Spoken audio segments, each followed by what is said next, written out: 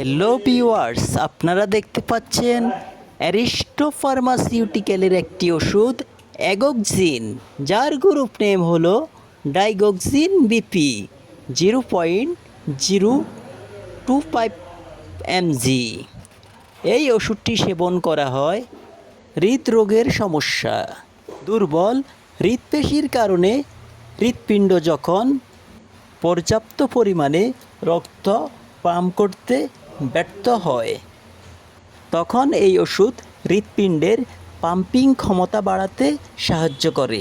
এটি heart failure ও বলা হয়ে থাকে অ্যাট্রিয়াল ফাইব্রিলেশন। এইটি এক ধরনের হৃদস্পন্দন জনিত সমস্যা, মানে হৃৎপিণ্ডের উপরে প্রকোষ্ঠ খুব দ্রুত এবং অনিয়মিতভাবে স্পন্দিত হয়। ওষুধ